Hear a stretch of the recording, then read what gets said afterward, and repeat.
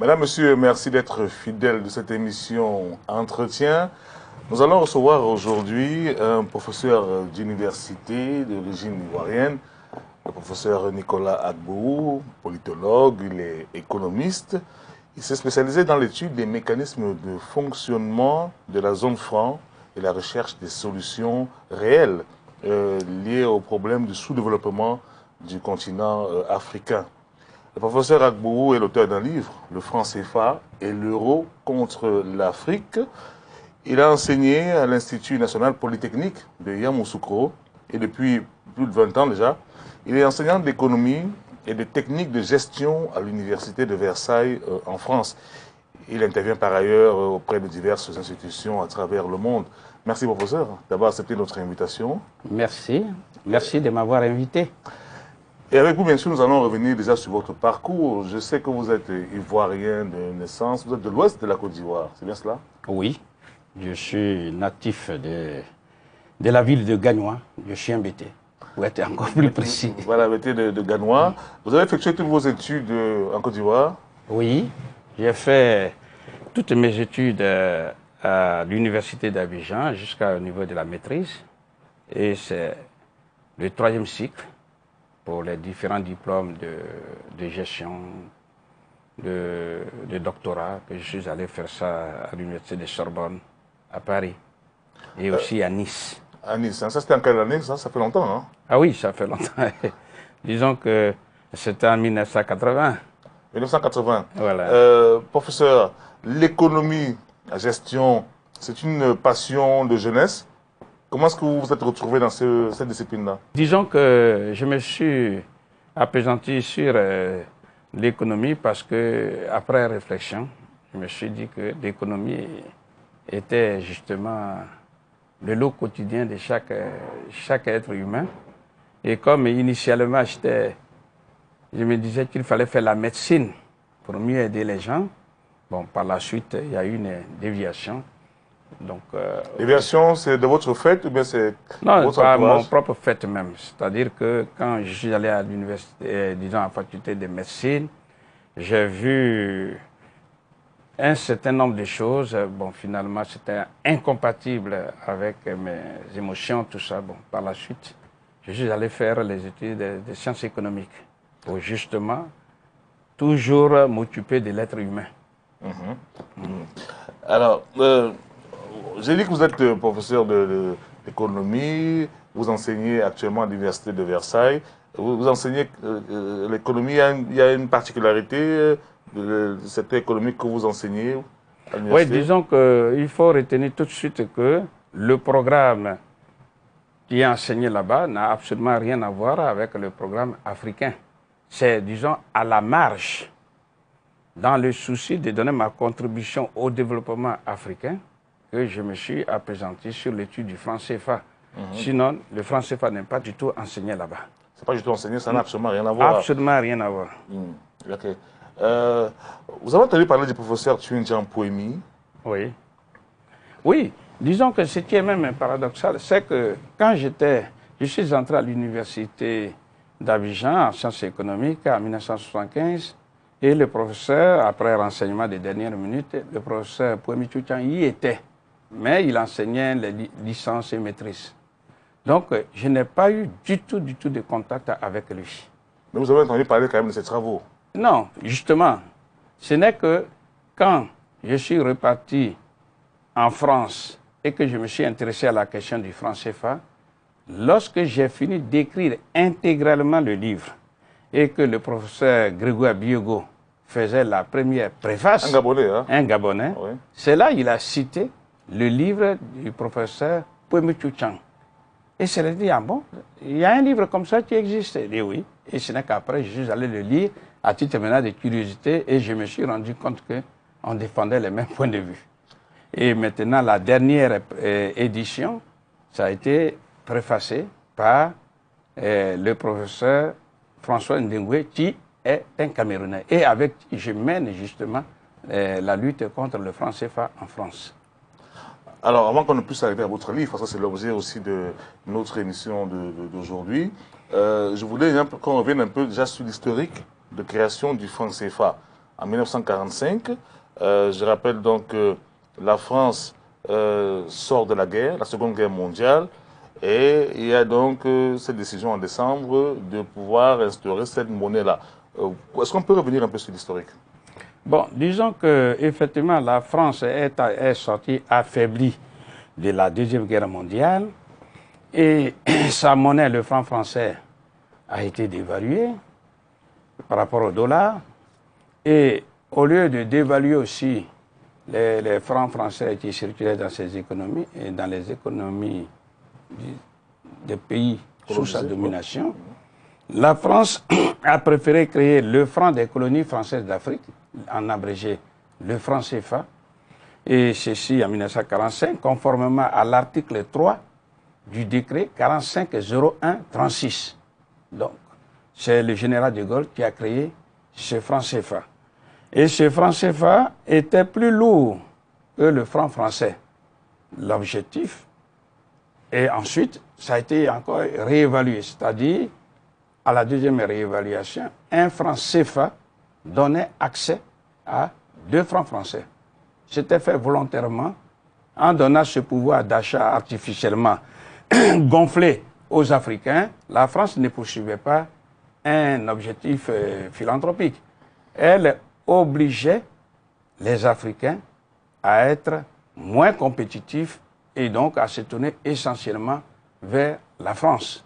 Parce que la France étant occupée, les économies africaines étaient aussi tournées vers les autres pays. Donc c'est à travers l'outil monétaire que la France a pu récupérer toutes ces économies. Bien. Donc ça, maintenant, ce qu'il faut retenir, c'est que cette arme monétaire utilisée par la France contre les Africains, qu'on appelle aujourd'hui le franc CFA, c'est d'origine nazie. C'est-à-dire que quand la France était occupée, nous voyons partout ce qu'on appelle le sang versé par les nazis. Mais il n'y a pas que ça. Les Allemands pratiquaient ce qu'on appelle le nazisme monétaire, qui se manifeste par 4 manières.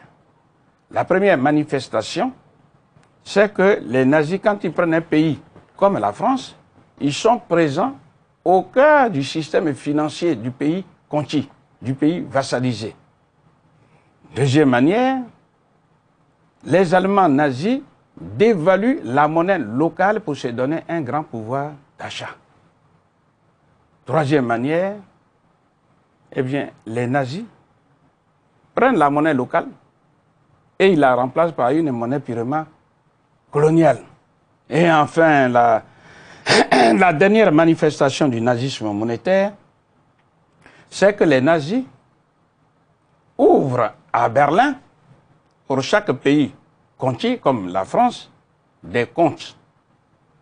Et ils appellent ça ce qu'on appelle le clearing, c'est-à-dire qu'ils obligeaient par exemple la France à exporter vers l'Allemagne, admettons pour 100 millions d'uranium, de pommes de terre, etc.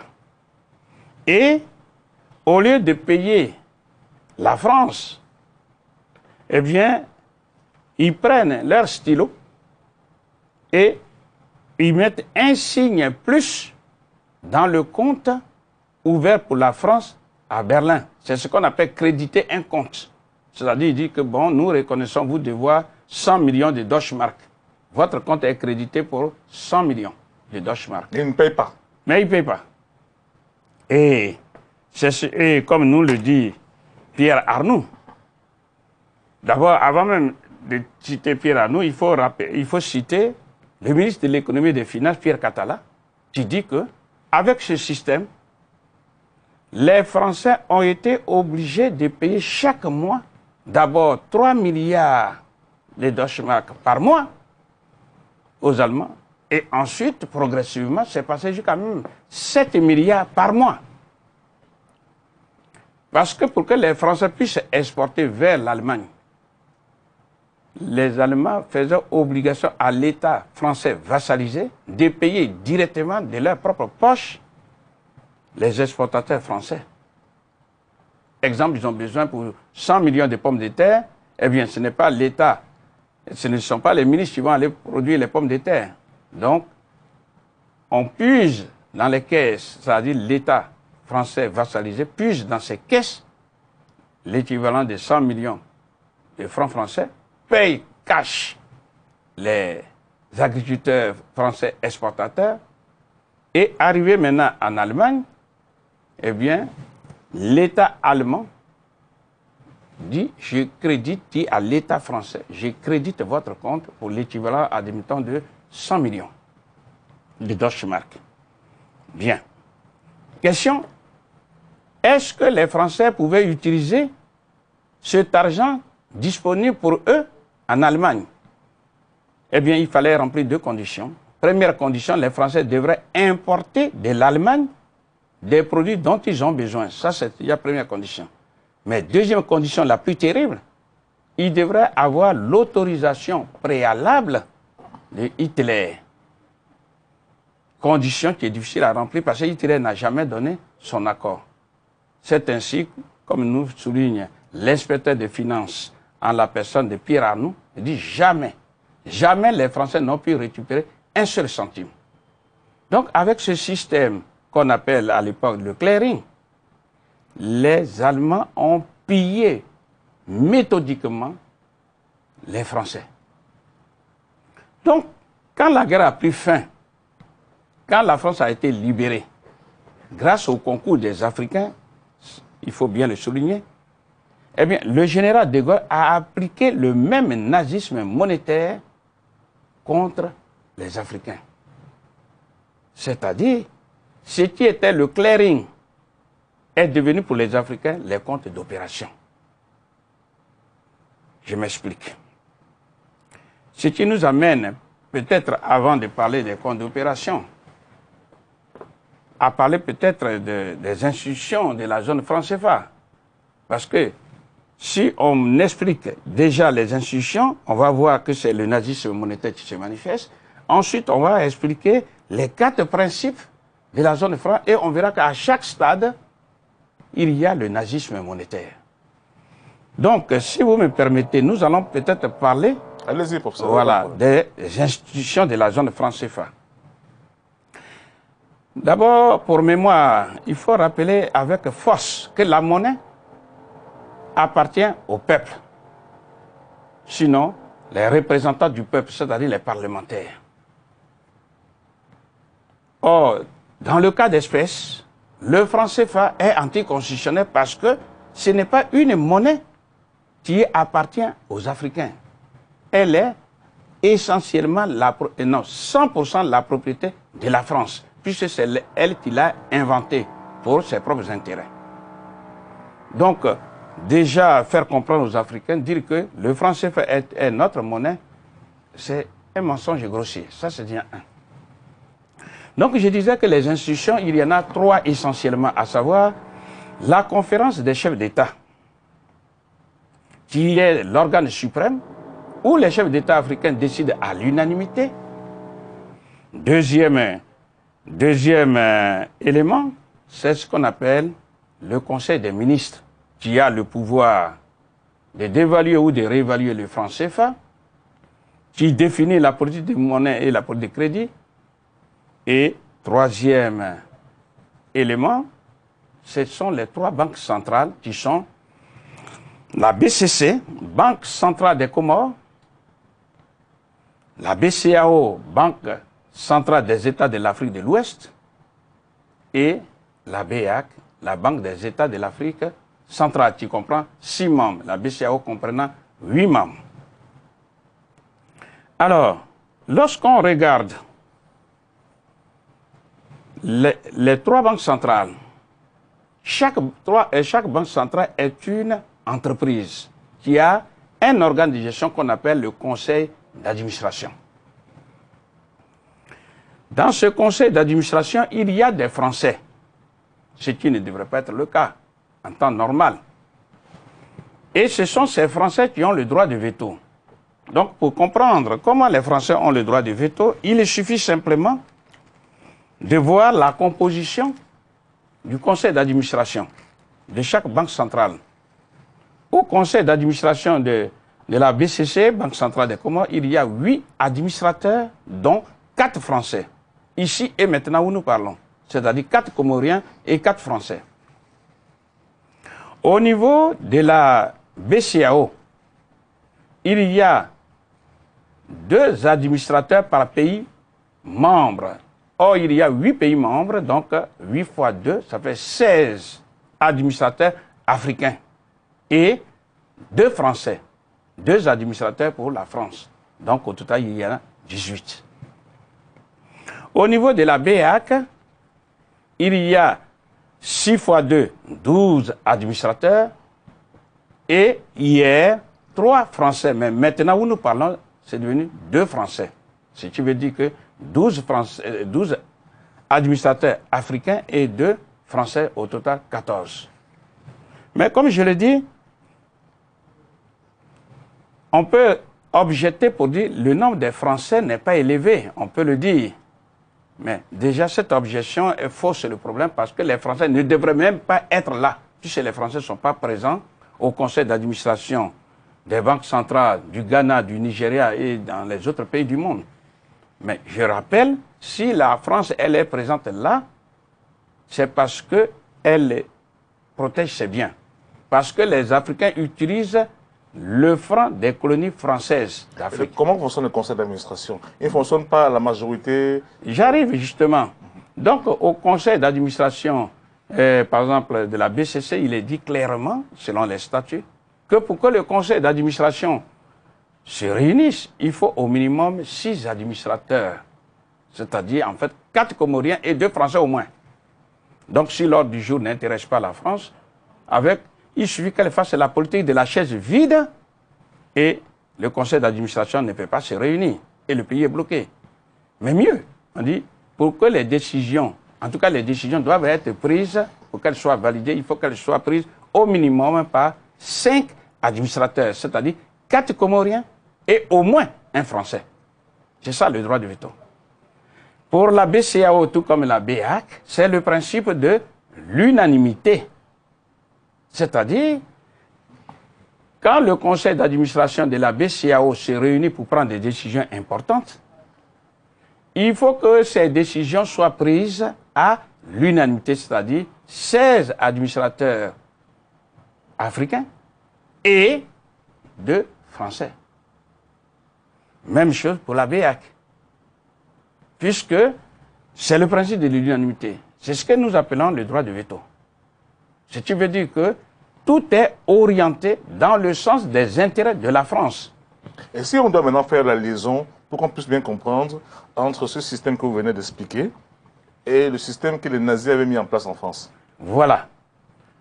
Alors, comme nous dit l'ambassadeur plénipotentiaire Emen, eh bien, l'amiral Darlan avait approuvé l'installation des nazis au cœur, c'est-à-dire à la Banque de France, Banque centrale de la France.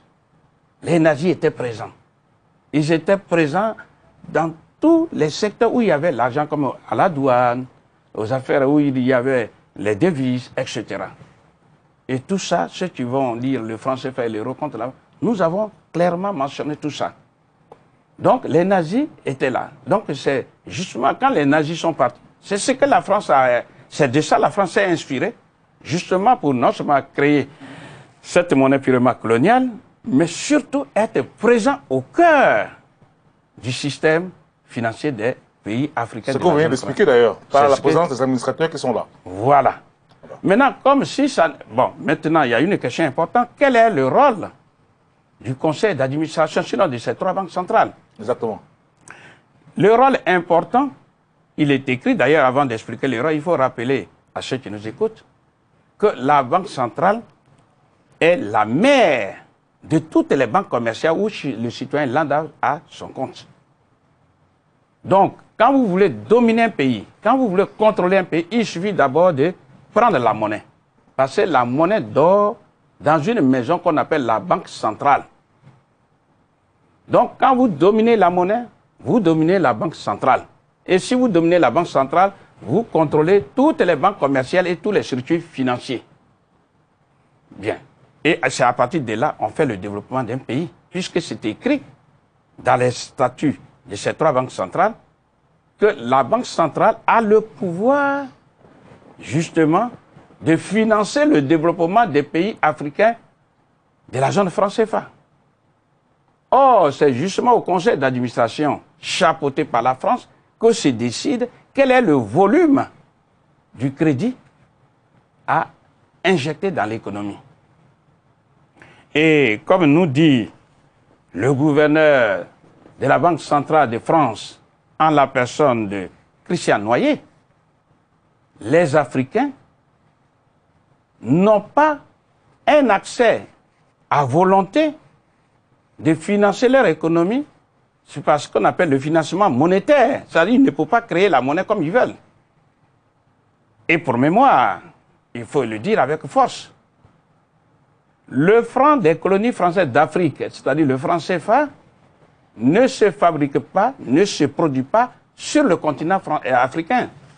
Mais il se produit à Chamalières, près de Clermont-Ferrand, donc en France. Il faut le dire avec force, parce que c'est une propriété à part entière de la France. Donc tout se produit en France. La France contrôle le flux de monnaie qui est injecté en Afrique. C'est la France elle-même. C'est la France qui décide quelle est la quantité de monnaie à faire circuler dans les économies africaines. C'est ça, parce que ce sont ces colonies. Et ce n'est pas fait par hasard.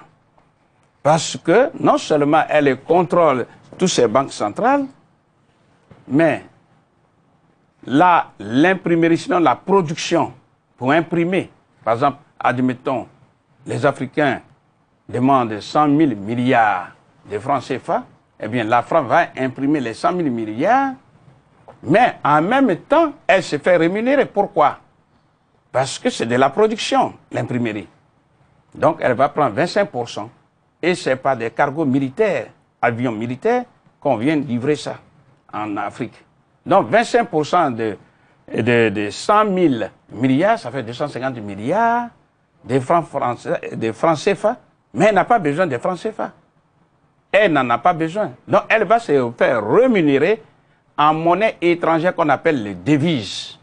Et comme nous allons le voir plus tard, eh bien c'est elle, la France, qui garde les devises des Africains. Donc elle va puiser dans les devises, dans les réserves. Justement, comment fonctionne ce compte d'opération? Voilà. Exactement, pour qu'on puisse comprendre de manière très simple au niveau de l'homme de la rue qui nous regarde, comment est-ce que le franc CFA, ce compte spécial, voilà, qui est basé en France, comment est-ce qu'il fonctionne au quotidien? Très bien. Donc vous voyez bien la démarche. On vient de passer en revue très rapidement les institutions où les Français sont présents au conseil d'administration. Bien. Et comme si ça ne suffisait pas, il y a les 4 principes de la zone franc CFA, c'est-à-dire le compte d'opération. Deuxième principe, c'est le principe de la libre convertibilité des francs CFA hier en francs français et aujourd'hui en euros. Troisième principe, c'est le principe de la fixité des parités. Et enfin, quatrième principe, le principe de la libre transférabilité des capitaux de la zone franc CFA vers la France. Donc, pour mieux nous faire comprendre, nous allons passer très rapidement en revue chacun de ces principes. Donc, avec votre permission, on va commencer avec le compte d'opération. Les comptes d'opération, c'est d'abord, comme je l'ai dit il n'y a pas longtemps, que c'est d'origine nazie. Ça a été inspiré par le nazisme monétaire. Quel est son mécanisme de fonctionnement? Son mécanisme de fonctionnement est le suivant. La France a fait obligation aux pays africains de la zone franc CFA de déposer 100%, la totalité, l'intégralité de toutes les devises qu'ils gagnent en vendant leurs produits à l'extérieur. Par exemple, les Africains ont vendu aux États-Unis pour 1000 milliards de dollars. Eh bien, de 1945 jusqu'à 1973, ce sont les 1000 milliards qui sont déposés au compte, dans les comptes d'opération ouverts pour les trois banques centrales au Trésor public français de 1945 jusqu'en 1973. Et ça fonctionnait comme ça. On dépose 100%. Bien. Rappelons déjà, entre parenthèses, que le Trésor public est la personnification financière de l'État. C'est-à-dire c'est l'État en finance qu'on appelle le Trésor public. Donc les Africains ne peuvent qu'alimenter les comptes d'opération. Eh bien, quelles sont les conséquences? Puisque nous avons déjà expliqué l'origine nazie, eh bien, première conséquence, c'est un système mis en place par la France pour pouvoir s'approvisionner gratuitement, sans débourser de devises, s'approvisionner donc en matières premières auprès de ses fournisseurs africains. C'est-à-dire, ils disent apporter, la France dit aux Africains, apportez vers moi les matières premières agricoles, minières, minérales et énergétiques dont j'ai besoin. Et au lieu de payer les Africains, elle prend son stylo et exactement comme faisaient les Allemands, elle met un signe plus, c'est-à-dire elle crédite le compte, mais elle ne débourse aucune devise. Et c'est ce que nous dit M. Jean Boissonnat, membre du comité monétaire, il dit que la France s'est construite sur le dos de ces Africains avec les matières premières de ça, sans débourser une seule devise. Pour mémoire, si les Ghanéens exportent vers la France des matières premières ou bien des produits dont les Français ont besoin, eh bien la France est obligée de décaisser, de débourser des devises pour payer les Ghanéens, pour payer les Nigérians, pour payer tous les autres pays qui ne sont pas membres de la zone franc CFA. Donc, premier avantage pour la France, c'est justement l'approvisionnement gratuit, son approvisionnement gratuit sur le dos des Africains. Ça, c'est le premier point.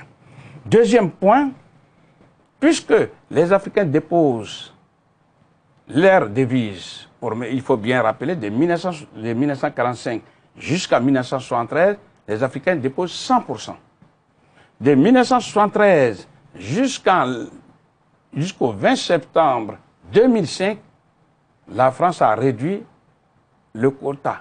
C'est-à-dire, il verse maintenant 65%. De 1973 jusqu'au 20 septembre 2005. C'est-à-dire, si les Africains gagnent, par exemple, pour 100 milliards de dollars, de yens, etc., sur les 100 milliards, ils donnent à la France 65 milliards. Et c'est depuis le 20 septembre 2005 jusqu'à la seconde où nous parlons, les Africains donnent à la France 50%. C'est-à-dire s'ils ont eu, par exemple, 10 000 milliards ou bien 100 000 milliards, prenons ça, la moitié des 100, c'est 50. Donc les 50 000 milliards... En fait, on va dire que l'Afrique, la zone franc, contribue à développer la France. Mais objectivement, parce que c'est ça le principe. Donc, le premier avantage, comme je l'ai dit, s'approvisionner gratuitement en matières premières sur le dos des Africains. Et d'ailleurs, c'est ça qui va justifier ce qu'on appelle, qui sera renforcé par ce qu'on appelle les accords de Yaoundé 1 de 1963, les accords de Yaoundé 2 de 1969, qui sont devenus par la suite les accords de Lomé 1, Lomé 2, Lomé 3, Lomé 4, les accords de Cotonou et tout récemment les APE. Tous, ils ont un dénominateur commun, approvisionner la France en matières premières dont elle a besoin. C'est-à-dire sans aucune transformation préalable. Et la France sait qu'elle prendra son stylo pour créditer les comptes. Sans avoir à débourser 100 francs. Sans avoir à débourser une seule devise. Donc, vous voyez bien, ça c'est le premier avantage. Deuxième avantage, puisque l'argent des Africains est disponible dans les comptes d'opération, eh bien la France va faire multi-usage Et comme nous dit le rapport Jean Anné, tout comme celui de Xavier Lafournière, que la France utilise les devises des Africains, sinon l'argent des Africains, 1, pour combler son déficit budgétaire, 2, pour combler le déficit de sa balance des paiements, et mieux, pour amortir sa dette, c'est-à-dire rembourser sa dette.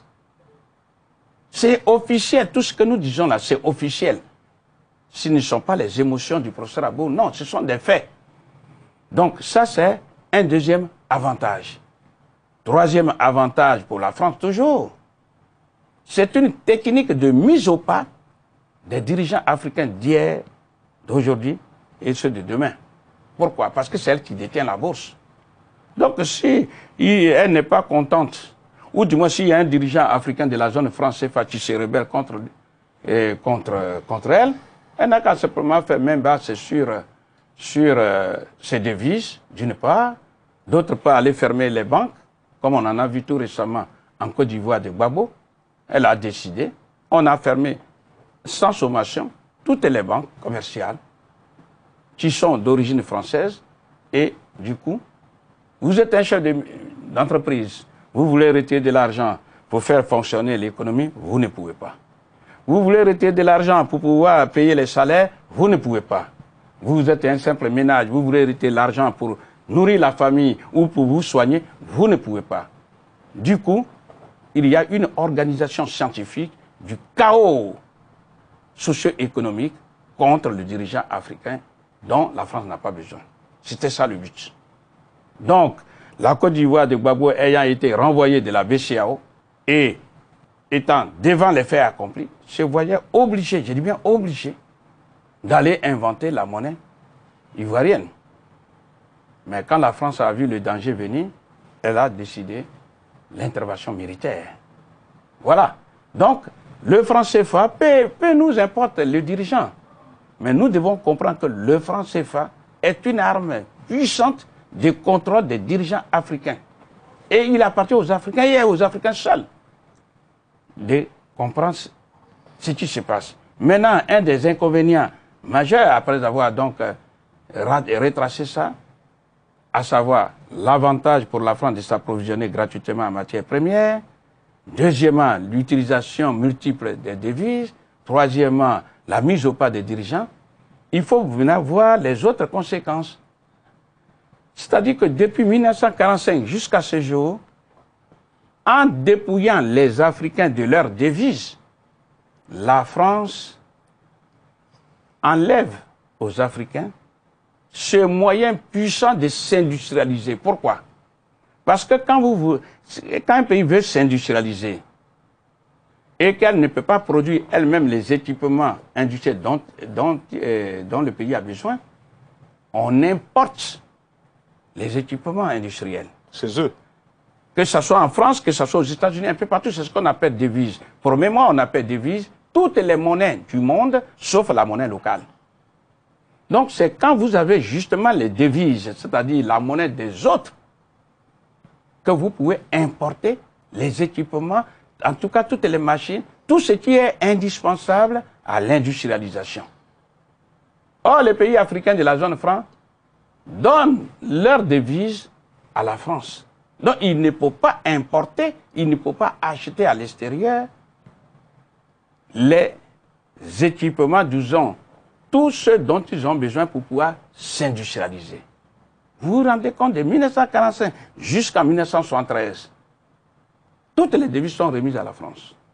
De 1965, de 1973 jusqu'en 2005, 65% des devises sont remises à la France. Donc, il n'y a pas de surprise. Et jusqu'à maintenant, c'est 50%. Donc, il n'y a aucune surprise qu'on voit que ceux qui sont au bas de l'échelle, dans le classement mondial des pays du monde, ce sont les pays de la zone franc CFA.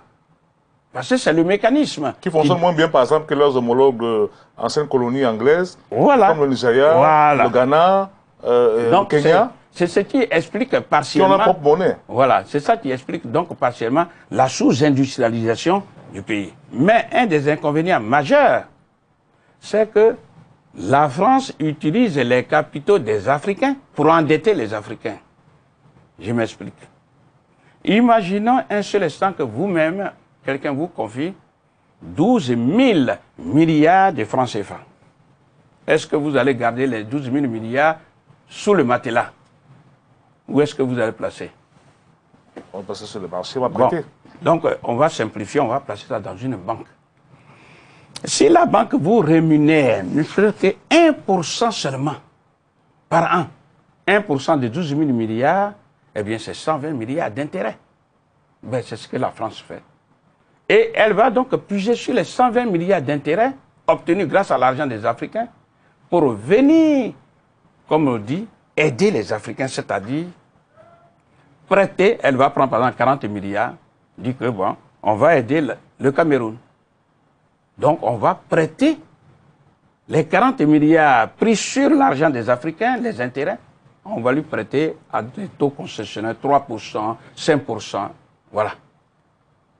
Donc les Africains sont les seuls au monde à donner des armes puissantes à leurs bourreaux sempiternels pour se rendre encore esclaves sur le plan financier. Et comme si ça ne suffisait pas, pour pouvoir remplir les comptes d'opération, les Africains sont obligés de respecter ce qu'on appelle l'austérité, la rigueur budgétaire. Prenons un exemple. Le budget, c'est toujours deux parties. D'un côté, les recettes, de l'autre côté, les dépenses. Imaginons pour le ménage qui gagne 100 000 francs CFA. Eh bien, le ménage qui gagne 100 000 francs CFA va prendre sur les 100 000, admettons 40 000 pour payer le loyer. Il reste 60 000 qu'on prend pour nourrir la famille. 100 000 moins 100 000 égale 0. On est un budget équilibré. Bien. Maintenant, du jour au lendemain, on apprend que le monsieur, c'est-à-dire le mari, est rentré dans un club, dans une association, où il est obligé de payer 50% de son salaire. Donc, s'il gagne 100 000, on suppose que monsieur et madame, ensemble, gagnent 100 000. Donc, monsieur va prendre, parce qu'il est rentré dans une association, ou bien dans un club, peu importe, il va prendre 50%, c'est-à-dire 50 000 pour aller donner à l'association. Il lui reste 50 000. 50 000, s'il prend 40 000 du loyer, il lui reste 10 000. Objectivement, il ne peut pas rester dans ce loyer. Enfin, dans cette maison où il paye 50 000. Non, 40 000. Il est obligé de changer de quartier. C'est-à-dire d'aller dans les quartiers les plus pauvres, les quartiers périphériques. Et on fait comprendre aux Africains que justement, quand il sera ce ménage-là qui est parti dans le quartier périphérique pauvre, extrêmement pauvre, c'est de là-bas, il va sortir pour devenir riche. En un mot, devenir un pays émergent dans ces conditions-là. Ce que je suis en train de dire, tant qu'on continuera de donner 50% de devises africaines à la France, on ne voit pas comment, objectivement, on peut devenir un pays émergent. Professeur, à partir du 1er janvier 1999, le franc CFA a plutôt été arrimé à la zone euro. Oui. La France elle-même est dans un groupe monétaire maintenant qui est européen, système monétaire européen, la zone euro. Oui. Pourquoi les Européens ont-ils laissé la France maintenir ce système-là, sachant très bien que ce système sert l'un des pays membres? Oui, ça aussi, c'est un problème africain. Il faut que les Africains comprennent définitivement que les Européens sont un face à l'Afrique, face aux Africains. Donc, si vous me permettez, je reviendrai effectivement sur cette question avec le problème de la fixité des parités. Okay. Voilà. Donc, dans un souci pédagogique, nous allons rapidement finir avec ce principe des comptes d'opération où on fait comprendre aux Africains que leur compte là peut avoir ce qu'on appelle un débit illimité. C'est-à-dire les Africains peuvent retirer de l'argent de façon illimitée. Tout ça, c'est inexact. Puisqu'on voit plusieurs créanciers de ces mêmes pays africains. Mais il y a des mesures, des sauvegardes qui sont prises pour que justement ces comptes d'opération ne soient pas débiteurs. Donc, on continue pour dire, pour que justement le compte d'opération puisse marcher, autrement dit, le compte d'opération apporte à la France des stocks d'or des Africains. Parce que le franc CFA est soutenu non seulement par les devises que les Africains apportent, mais aussi par les stocks d'or. Parce que c'est l'ensemble des devises et des stocks d'or, c'est ce temps qui soutient le franc CFA. Ça, ce sont des choses que les Africains ne savent pas. Ceux qui le savent sont en nombre très réduit. Donc, compte tenu de la contrainte temporelle, nous pouvons peut-être, avec votre permission, dire quelques mots sur le principe de deuxième principe qu'on appelle le principe de la libre convertibilité. De quoi s'agit-il? Le principe dit ceci. Que tous les francs, enfin les francs CFA sont convertibles. Autrement dit, comme nous l'a dit tout récemment, pour ceux qui ont suivi sur le Vox Africa, Bruno Cabriac, qui est ce qu'on appelle Monsieur franc CFA de la Banque de France, ce principe dit que la France s'engage à convertir tous les francs CFA sans aucune limitation de montant. Donc, à convertir ces CFA, ces multimilliards de CFA, hier en francs, mais aujourd'hui en euros. Il faut insister. Il n'y a aucune limite. C'est-à-dire, quelle que soit la quantité des CFA que les Africains peuvent présenter à la France peut convertir ça en euros. C'est une déclaration, autrement dit, c'est inexact. C'est inexact pour 5 raisons au moins, pour ne pas dire même 6 raisons. Première raison, nous avons dit que la France est présente au conseil d'administration de ces 3 banques centrales, où elle limite le financement monétaire des Africains, c'est-à-dire où elle empêche les Africains de produire les CFA comme ils auraient aimé le faire. Donc ça, c'est faux. C'est-à-dire qu'il y a déjà un blocage. Deuxième blocage, les CFA ne se produisent pas en Afrique, mais en France, à Chamalières. Donc c'est elle qui contrôle la production des CFA. Troisième raison, la France n'a pas le pouvoir de produire, de fabriquer les euros. Les euros se fabriquent à Francfort, en Allemagne. Donc imaginez un seul instant que les Africains présentent à la France 656 000 milliards de francs CFA et disent France, voilà 656 000 milliards, l'équivalent c'est 1000 milliards d'euros. Il faut nous convertir et donne-nous les 1000 milliards d'euros. Objectivement, la France ne peut pas le faire. Parce que même si elle le voulait, elle n'a pas ce pouvoir de produire les euros. Donc, ça, c'est un élément très important qui montre que c'est faux, c'est inexact. Quatrième raison, c'est que les Africains déposent, il n'y a pas longtemps, on vient de le dire, dans l'état actuel, 50% de leurs devises en France. Sixième, enfin cinquième raison, ou bien je ne sais plus quel nombre, la France ne dispose pas des devises en quantité illimitée. Parce que pour pouvoir dire, on peut vous donner des devises en quantité illimitée, ça veut dire qu'il faut en avoir. C'est une question de logique. Or, on voit dans quel état de délabrement socio-économique se trouve la France aujourd'hui. Tous les problèmes que la France a.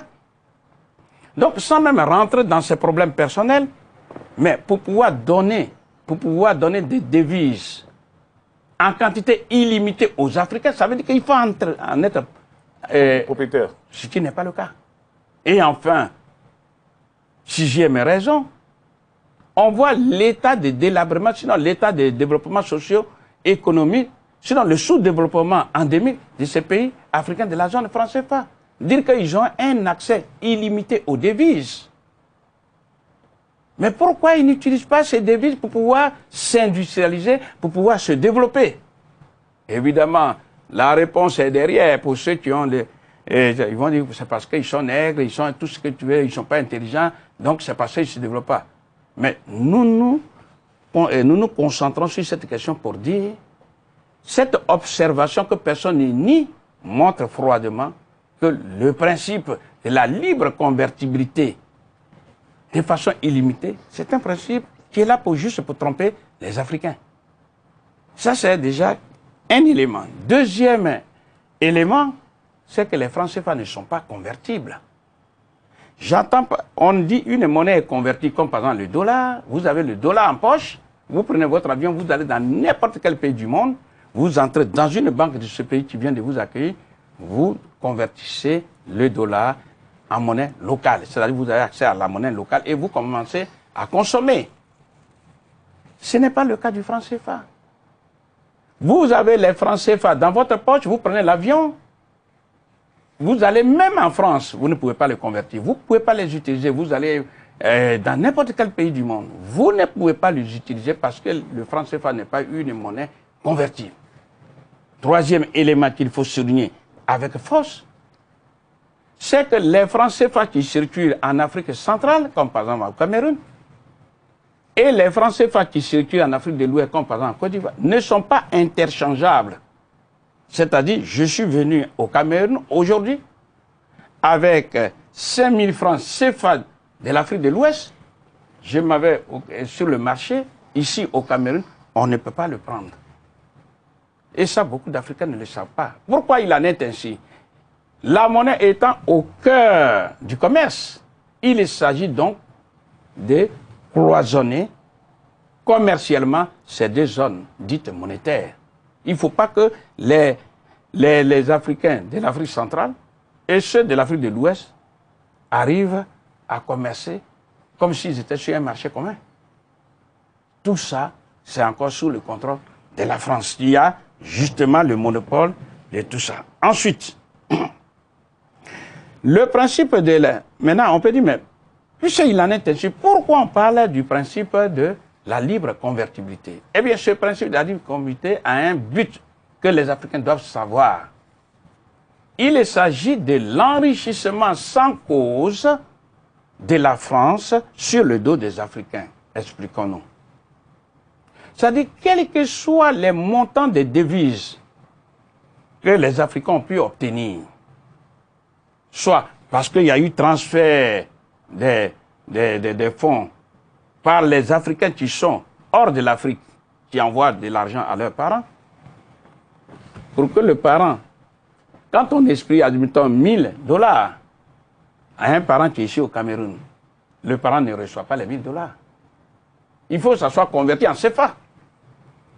Donc, toutes les devises obtenues par les Africains, parce qu'ils ont vendu à l'extérieur, parce qu'ils ont eu des dons, parce qu'ils se sont endettés, ou bien parce qu'ils ont eu des transferts des fonds, tout ça c'est libellé en devises.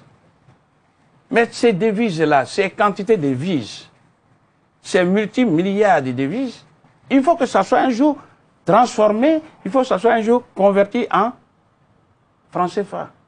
Qui peut transformer, qui peut convertir en CFA? Il y a un seul pays au monde, un seul, c'est la France.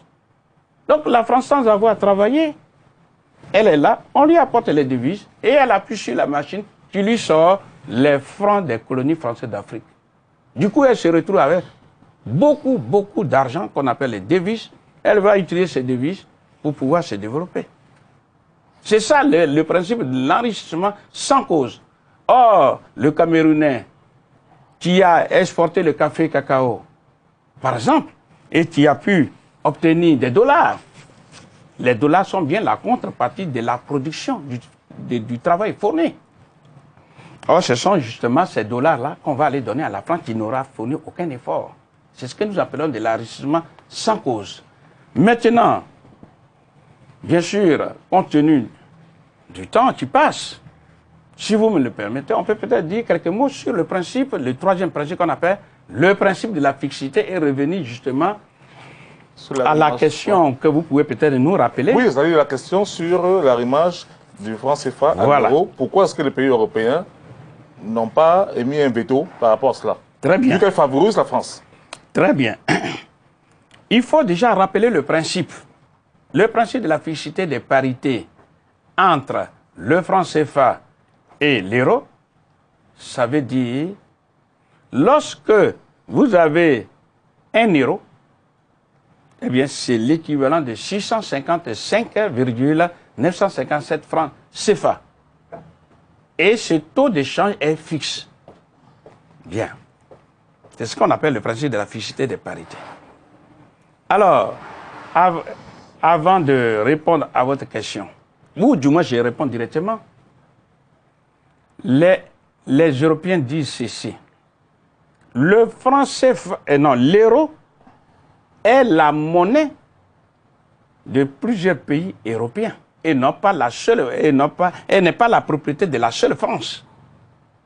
Donc, si la France arrime, autrement dit, si le franc CFA est arrimé à l'euro, et que la France a droit de regard sur les économies des pays africains utilisateurs du franc CFA, eh bien, il est tout à fait normal que les Européens, les autres Européens membres de la zone euro, aient aussi droit de regard sur ces pays africains de la zone franc CFA. En d'autres termes, la France permet donc aux autres pays européens d'avoir prise sur les économies africaines. Du coup, les Africains ne sont toujours pas forcément conscients de ça, mais on revient à la conférence de Berlin. C'est ça. Parce que dans l'histoire, dans le temps comme dans l'espace, les pays sont toujours en guerre. Donc c'est à travers le jeu monétaire que l'Europe espère retrouver sa suprématie sur beaucoup de pays européens. Donc, les Européens sont parfaitement conscients que la France leur apporte des nouveaux esclaves. Donc, il ne peut qu'applaudir pour répondre à votre question. Et c'est de ça que les Africains doivent prendre conscience. Donc, hormis le fait qu'il y a droit de regard des autres Européens sur les économies africaines, il y a d'autres inconvénients qui, si vous le voulez, on peut peut-être les égrener. Justement, est-ce que quand vous dites droit de regard, est-ce que les économies européennes aussi bénéficient directement de nos réserves? Oui, disons, pas peut-être... De manière indirecte, peut-être. De manière indirecte. Et c'est là nous allons citer le cas comme inconvénient majeur. La programmation scientifique d'une série de dévaluations du franc CFA. Et ceci au profit de l'Europe. Je m'explique. Lorsque le franc CFA est arrimé à l'euro et que l'euro s'envole, le franc CFA aussi artificiellement est gonflé, donc est surévalué. Cette surévaluation du franc CFA nuit à la compétitivité des pays africains de la zone franc CFA. Du coup, il y a ce qu'on appelle un déficit de la balance des paiements, dont l'une des conséquences majeures, c'est la dévaluation de la monnaie. Et les Africains et les Européens attendent ça avec patience. Pourquoi? Parce que dans l'état actuel, 1 euro égale, en arrondissant, 656 francs CFA. Ce qui veut dire 1 milliard d'euros égale 656 milliards de francs CFA. Ça, c'est dans l'état actuel. Qui permet donc à l'Europe d'acheter 1 312 000 tonnes de café à raison de 500 francs CFA le kilo. Bien. Après la dévaluation, comme à un moment vous avez entendu parler, 1 euro égale 1000 francs CFA. Ce qui veut dire 1 milliard d'euros. Après la dévaluation devient 1000 milliards qui vont permettre d'acheter 2 millions de tonnes de café à raison de... Vous voulez dire par là que les Occidentaux peuvent décider, les Européens, à un moment donné, s'ils se rendent compte qu'ils peuvent gagner encore plus en faisant, en dévaluant, ils peuvent dévaluer notre monnaie pour... Mais bien sûr, c'est ce que je suis en train de dire, que effectivement c'est l'intérêt pour eux, puisque à travers cet exemple que je donne, Quand vous faites de 2 millions de tonnes après la dévaluation, moins le 1 312 000, vous trouvez facilement 688 000 tonnes pris gratuitement sur donc, en fait, par le jeu monétaire. Professeur, les dévaluations du franc CFA vont encore avoir lieu dans une échéance plus ou moins brève. C'est même prévu. Pourquoi? Parce que l'Europe occidentale s'enrichit des pays pauvres de l'Europe de l'Est. Et ce sont les mêmes Européens, ce sont les mêmes Blancs. Donc il s'agit de se donner les moyens objectifs pour développer rapidement ces pays pauvres de l'Europe de l'Est, pour qu'il y ait une coexistence pacifique et qu'on évite une troisième guerre mondiale. Parce que ceux qui ont conduit le monde entier en première guerre mondiale, en deuxième guerre mondiale, ce sont les mêmes Européens.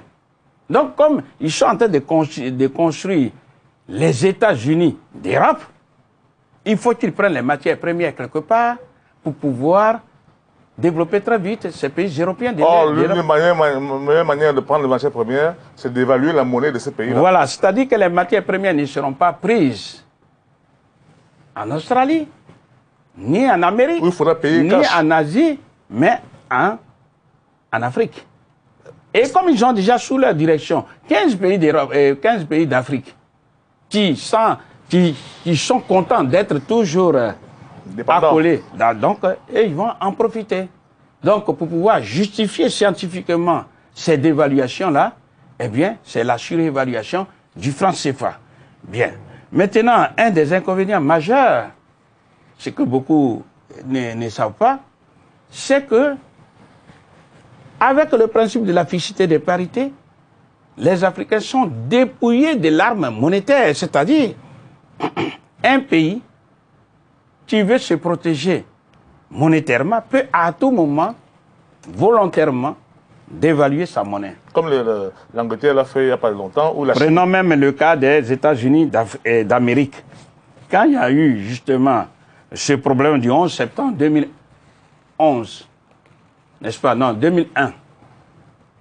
Eh bien, l'économie américaine a commencé à vaciller, à trembler. Et les Américains ont donc fait le choix pour dire, nous allons affaiblir, nous allons baisser la valeur de notre dollar pour pouvoir sauver les emplois et reconstruire l'économie.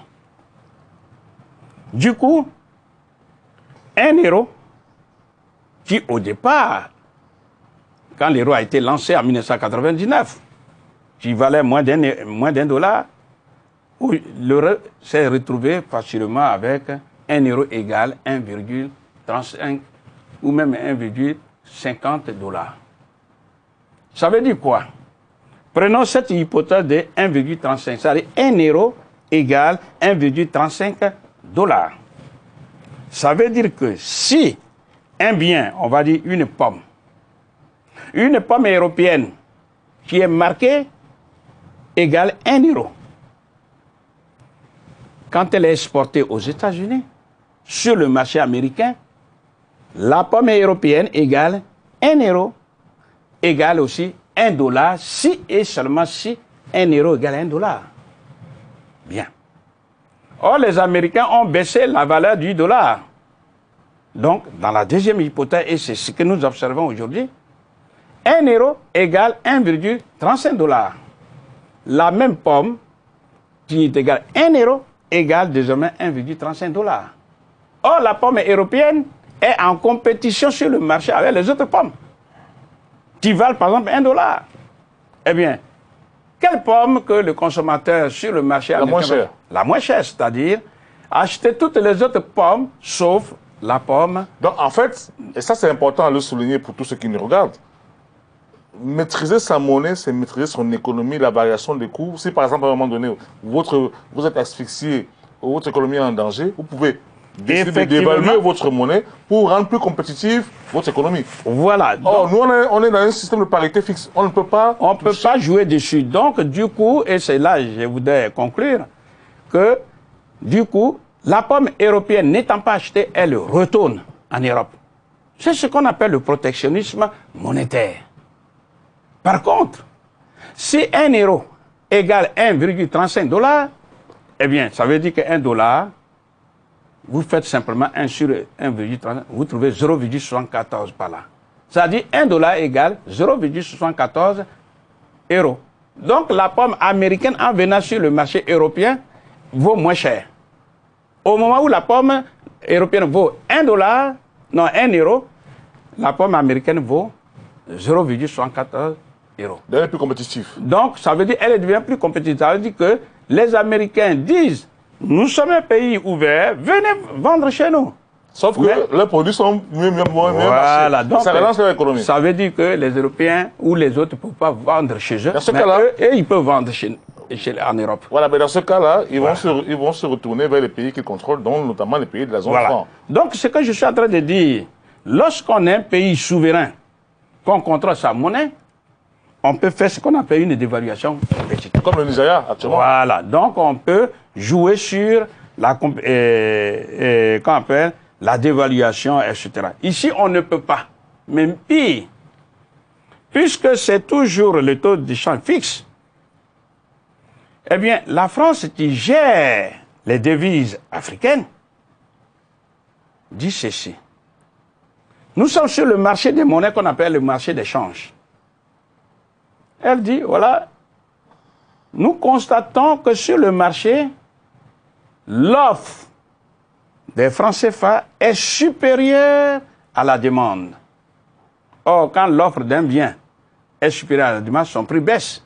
Donc, le coût baisse. Ça veut dire que, au lieu d'avoir de donner 656 francs CFA pour avoir 1 euro, on serait amené, par exemple, à donner 1000 francs CFA pour avoir le même euro. Or, le taux de change est fixe.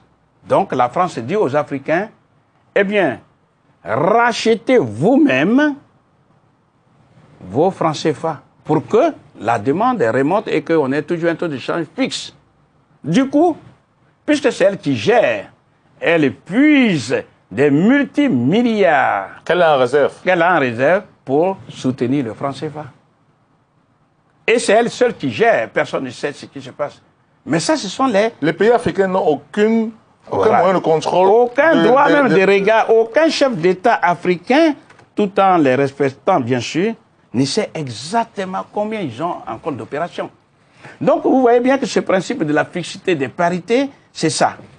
Maintenant, donc non seulement il y a dépouillement de l'arme monétaire, la surévaluation qui programme donc les séries de dévaluations, il y a aussi comment on appelle, le contrôle de l'Union européenne, mais il y a aussi des taux d'intérêt élevés. Des taux d'intérêt élevés parce que c'est la politique de monnaie forte. Donc, on est obligé d'élever les taux d'intérêt. Mais mieux, il y a ce qu'on appelle des pertes financières énormes. Parce que si 1 euro égale 1 dollar et que vous avez 1,5 milliard de dollars, eh bien, ça donne aussi l'équivalent de 1,5 milliard d'euros. Puis c'est 1 euro égale 1 dollar. Jusque-là, ça va là. Mais si demain, on dit, vous avez 1,5 milliard de dollars, mais 1 euro égale 1,5 dollars. Eh bien, pour avoir 1 euro, vous divisez simplement 1,5 milliard de dollars par 1,5 et vous obtenez 1 milliard d'euros. Du coup, vous avez perdu les 500 millions à travers ce taux de change. Ça fait des pertes financières énormes. Mais ce que les Africains devraient comprendre, parce que souvent ils le disent, nous avons une monnaie forte par rapport au Naira, par rapport aux autres, etc. Donc, nous allons nous développer plus vite. Ce qui est faux. Je donnerai 4 exemples, si vous me le permettez, qu'eux-mêmes ils peuvent observer. Premier exemple, la Corée du Sud, en 1960, le PIB par habitant était de 690 $. En 1960, pendant que celui du Cameroun, de la Côte d'Ivoire, tout ça, c'était 1000, 1200, etc. La Corée du Sud était derrière tous ces pays de la zone franc CFA. À l'instant où nous parlons, pour avoir 1 euro,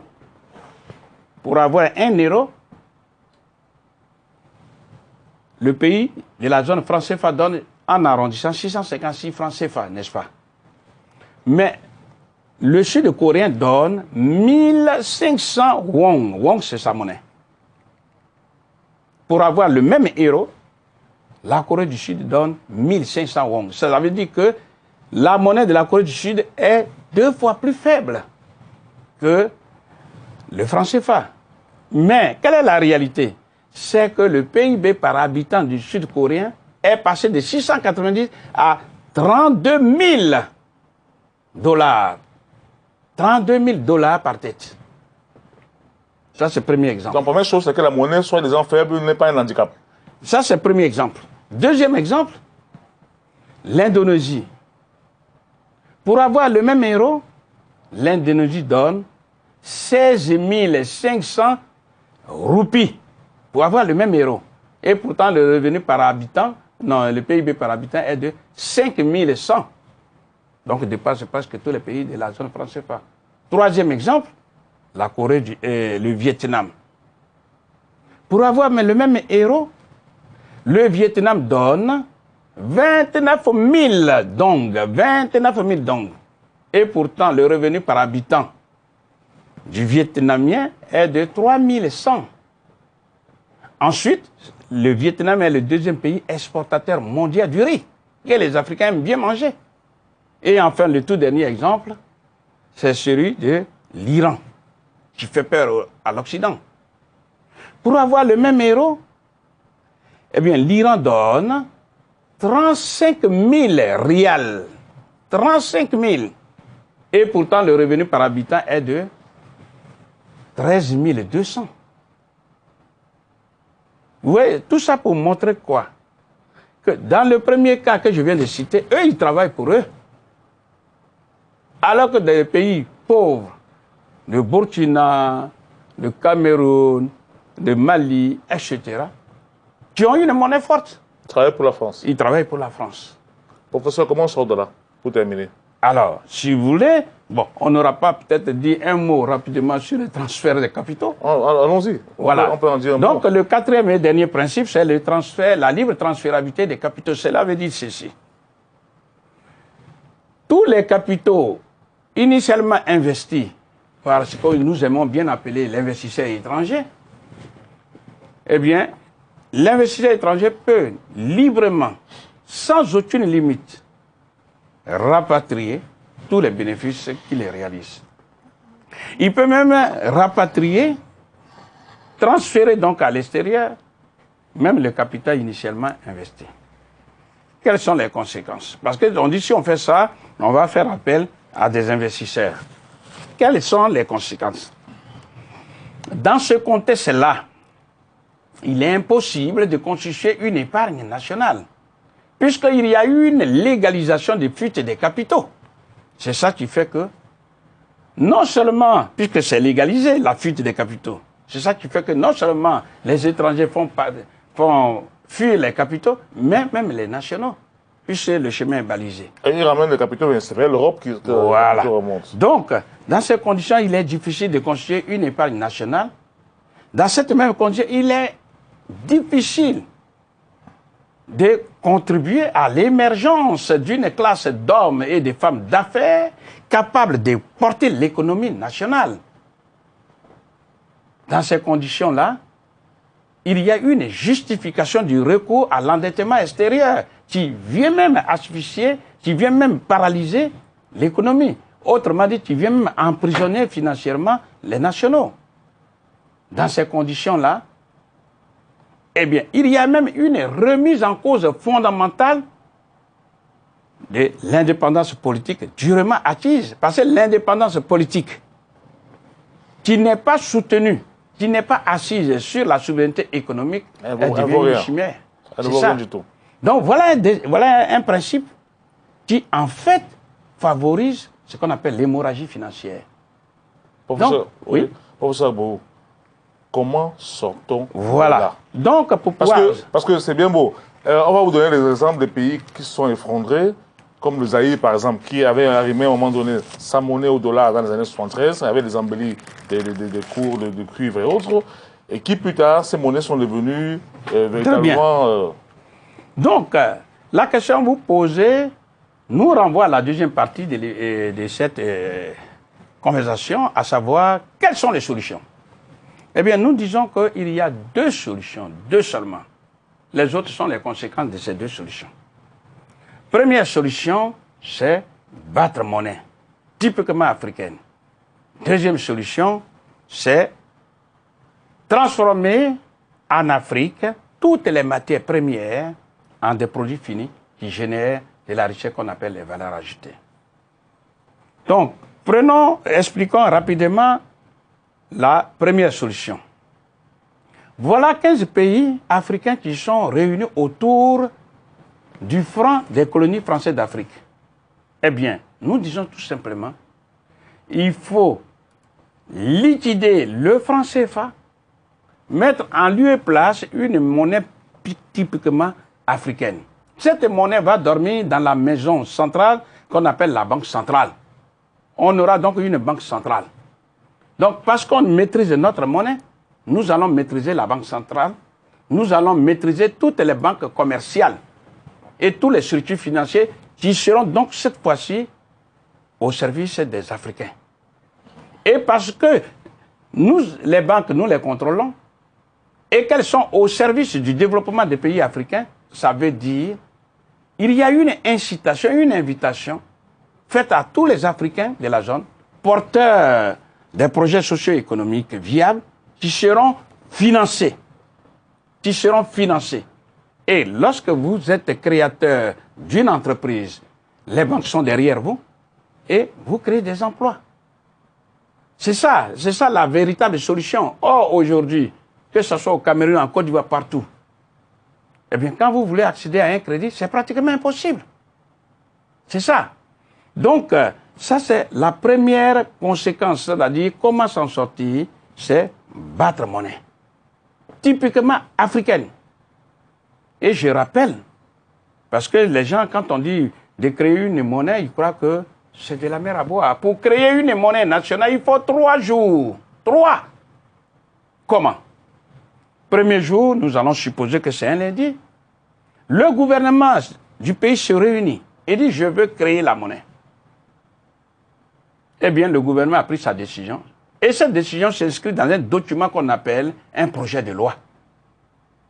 Ça, c'est lundi, ça.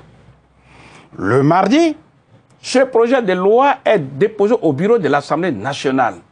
On demande l'avis du peuple à travers les représentants, les représentants qui sont les parlementaires, les députés.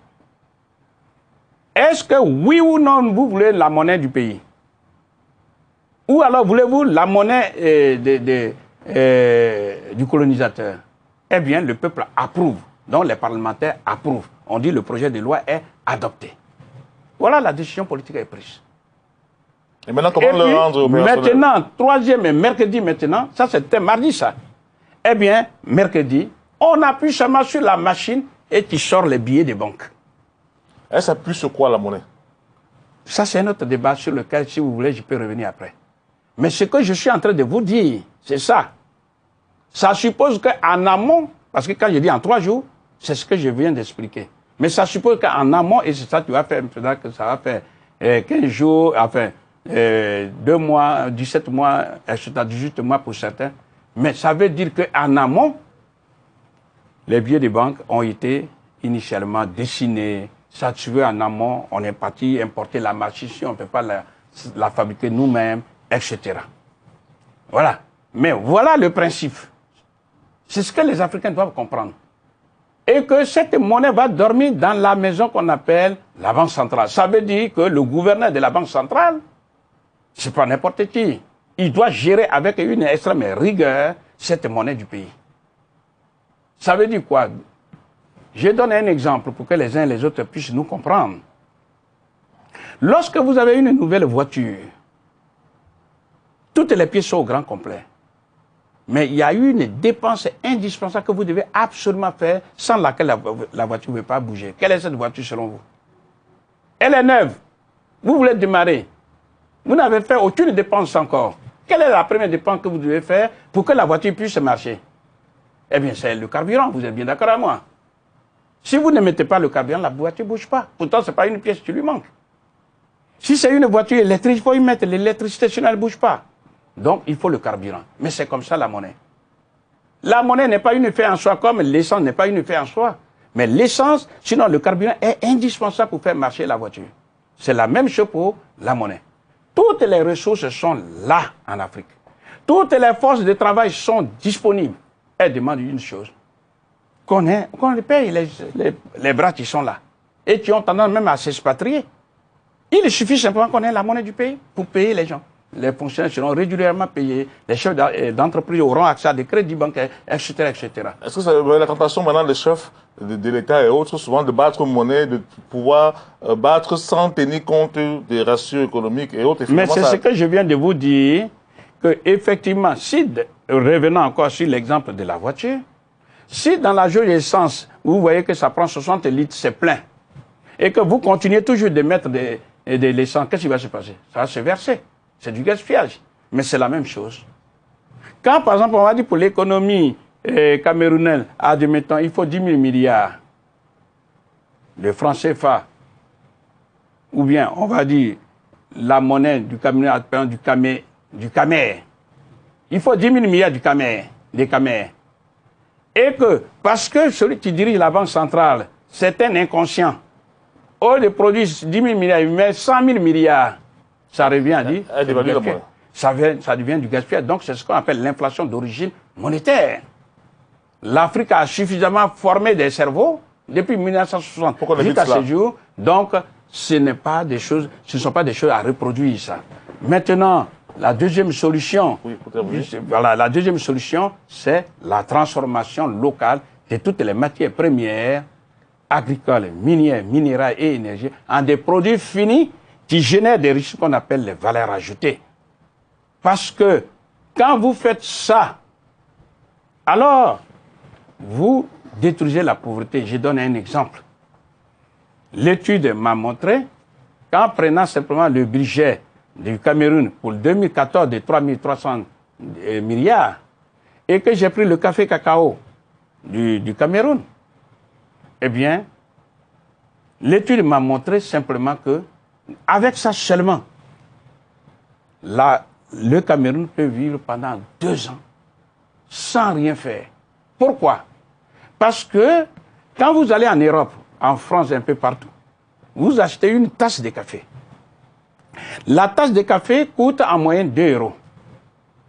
Et j'ai posé la question à plusieurs barmen, combien de grammes vous mettez dans cette tasse qui coûte 2 €? En moyenne, c'est 10 grammes. Donc, ça veut dire que quand le barman a vendu 1 kilo de poudre de café, il a vendu 1000 grammes. 1000 grammes divisé par 10, ça fait 100 tasses. 100 tasses de café. 100 tasses de café multiplié par les 2 € égale 200 € qu'il a récolté. Or, c'est le commerce nord-sud qui a fourni le café. C'est le Cameroun, c'est la Côte d'Ivoire, c'est l'Afrique. Dans ce commerce nord-sud, à combien l'Européen a payé le kilo de café? Eh bien, dans le meilleur des cas, c'est 500 francs CFA, c'est-à-dire 0,76 € que j'arrondis par commodité à 1 €. Donc, nord-sud, il y a 200 € et on nous donne 1 €. Donc, vous voyez bien que nous disons la solution, la véritable solution, c'est transformer nos produits ici. Voilà, parce que l'Européen, eh bien, quand il est venu avec son bateau. Il a pris la matière première. Pour prendre la matière. Donc, aller-retour, il a payé le transport. Il a assuré contre les pirates de mer la marchandise. Donc, qui travaille dans ces compagnies d'assurance, ce sont les Européens. Jusqu'à ce qu'il arrive en Europe, je passe sur les détails, à mettre dans l'usine. Qui travaille dans ces usines, ce sont les Européens. Et c'est dans l'usine que la poudre de café sort et c'est emballé. Les entreprises d'emballage, c'est encore eux. L'idéal, c'est de venir produire ici. Voilà. Qui veulent prendre le produit fini ici. Donc, c'est aux Africains de comprendre ça. Donc, tout ça, et c'est dans le centre commercial, c'est là le barman vient acheter le produit, le café, pour pouvoir vendre au bar. Donc, les Africains, ça a eu de comprendre que la machine, elle est neutre. Peu importe qu'on l'achète en France, aux États-Unis, en Australie, on implante la même machine par exemple, ici en Afrique comme au Cameroun, elle fait exactement le même travail. Et l'expérience, le calcul a montré que rien que sur les 200 €, on vend non pas à 200, mais par exemple à 50 €, ils n'ont qu'à prendre les 150. Même avec ça, le Cameroun peut vivre pendant 2 ans. Le Cameroun peut rembourser l'intégralité de la dette interne et externe 3 fois. Et c'est ça la solution. Ce que je viens de dire pour le café, c'est voilà pour toutes les matières premières. Ça voudrait dire qu'il faut que les Africains, d'abord, luttent pour leurs propres intérêts et il faut qu'ils arrivent à constitutionnaliser la transformation de toutes les matières premières en produits finis. C'est-à-dire inscrire ça dans la Constitution, qui est la loi des lois. Donc, n'importe quel investisseur, en arrivant par exemple au Cameroun, peut avoir déjà le produit fini. On dit voilà les matières premières, mais il faut les transformer parce que c'est la loi des lois si vous voulez rester chez nous. Et c'est comme ça qu'on peut combattre la pauvreté. Professeur, donc on va dire pour résumer ce cours, parce que finalement c'est un cours que vous avez donné à tous ceux qui nous regardent, aux Africains. On va dire vous ne pouvez pas être émergent en vous appuyant sur la monnaie qui a été créée par les autres. Non, mais puisque vous ne pouvez pas bouger si vous n'avez pas du carburant. C'est aussi simple que ça. Tant que vous n'avez pas mis du carburant dans la voiture, vous ne pouvez pas bouger, vous ne pouvez pas donc émerger. Tant que vous êtes dans une monnaie coloniale comme celle-ci, parce que c'est la monnaie qui met en mouvement le génie productif, le génie inventif qui sommeille dans le peuple. Quand on dit qu'il est au chômage, ce n'est pas parce qu'il n'a pas envie de travailler. La force de travail est là. Il faut que tu le payes et puis il produit. Vous voulez produire des bâtiments, eh bien les maçons sont là. Tout le personnel est là. Il faut payer, mais vous n'avez pas de l'argent. Donc nous disons, si nous avons notre monnaie, nous allons satisfaire nos 13 besoins primaires, à savoir d'abord la nourriture. Ça suffit de mettre en place des industries alimentaires. Deuxièmement, donner de l'eau potable à tout le monde. Je dis bien à tout le monde, parce que l'homme est composé à 70% de l'eau. Donc, il faut que tout le monde ait accès à de l'eau potable. Troisièmement, les vêtements. Nous avons tous les moyens possibles pour pouvoir produire nos vêtements. Quatrièmement, il faut l'habitat. Ce n'est pas la force de travail qui manque. Il faut faire en sorte qu'il y ait des millions de logements décents, que tout le monde puisse bien vivre parce qu'il y a de l'espace vital. Cinquièmement, dans la maison, il faut mettre de l'énergie. Mais l'énergie qui coûte moins cher aujourd'hui et qui est l'énergie de l'avenir, c'est l'énergie solaire. Le continent le plus ensoleillé au monde, c'est l'Afrique. On voit bien l'Allemagne qui vient prendre de l'énergie solaire en Afrique. On voit bien le Maroc qui est en train de faire des démonstrations dans l'investissement dans l'énergie solaire. Pourquoi les Africains restent les bras croisés? Donc, sixième besoin, c'est la santé. L'homme est fait de telle sorte que sa santé est fragile. Donc, il faut investir dans la santé. Ça suppose quoi? Prendre quelques bâtiments qu'on vient de construire, mettre les centres de soins primaires dans les villages, les centres, les dispensaires et les hôpitaux dans les villes, pour que tout le monde puisse se soigner, mais mieux. Construire les laboratoires pharmaceutiques pour qu'on puisse fabriquer des médicaments, ne serait-ce que les génériques, sur le plan local pour que ça coûte moins cher. Et mieux encore, donner la sécurité sociale à tout le monde. Et que quand on sait que 70% de la population africaine a moins de 30 ans, ça veut dire que si on met en place une sécurité sociale rigoureusement gérée, eh bien, elle sera naturellement excédentaire. Ça, c'est le sixième besoin.